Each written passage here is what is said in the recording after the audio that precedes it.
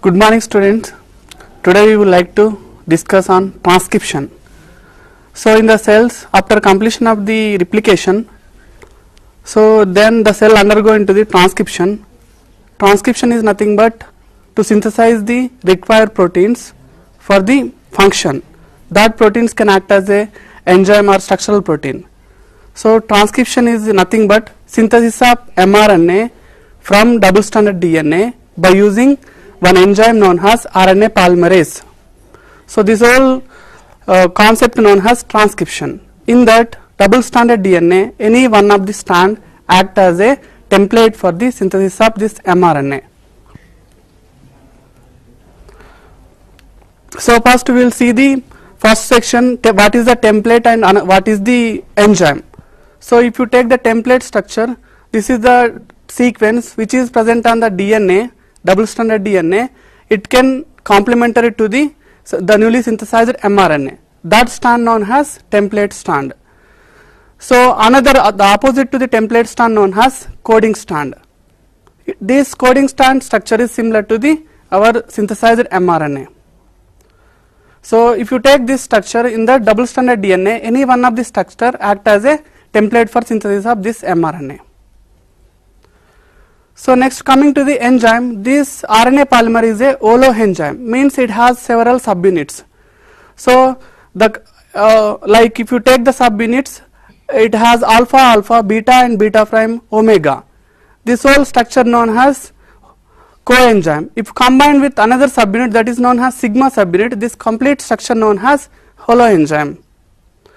So the core enzyme, these are the beta, beta and alpha and omega subunit. If combines with sigma subunit, that complex known as holoenzyme. This is the functional enzyme. It synthesizes the our mRNA from using template strand.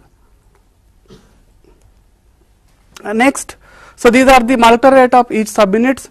Then each subunit it has its own function. Like first alpha subunit, it holds the two double stranded DNA. Then beta subunits involved in the catalytic activity. And beta subunit involved, it binds and opens the double stranded DNA. Then in the overall function they will do the catalytic reaction.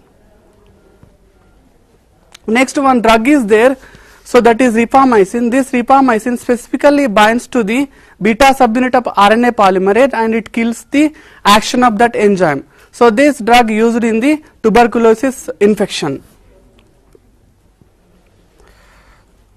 Then after that we will move into the DNA structure. So in the transcription region we have two elements. One is structural elements, another one is regulatory elements. These adjacent to these structural regions known as, that is the DNA sequence known as promoter. This promoter involved in the initiation of the transcription. So these are the regulatory sequences and structural sequences. In that regulatory sequence promoter is present. So to this promoter our RNA polymerase combined binds to that promoter, it initiates the transcription.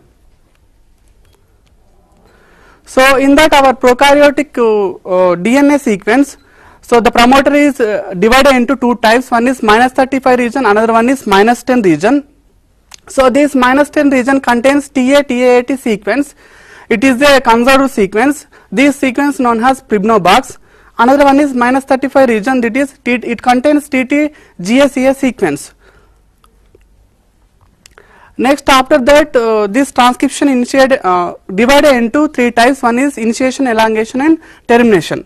Coming to the elongation, in that elongation this RNA joins to incoming nucleotide, it will form the phosphodiester bond and it synthesizes the complete structure. Then after that it will undergo into the, if you look at this structure here, this RNA polymerase holds two strands. So in that some of the RNA, newly synthesized RNA forms the contacts with the DNA, that region known as RNA DNA hybrid. So this is the structure of the RNA polymerase and this is the structure of the double stranded DNA with mRNA. So next, coming to the termination, in prokaryotes termination divided into two types. One is row dependent and another one is row independent. In the row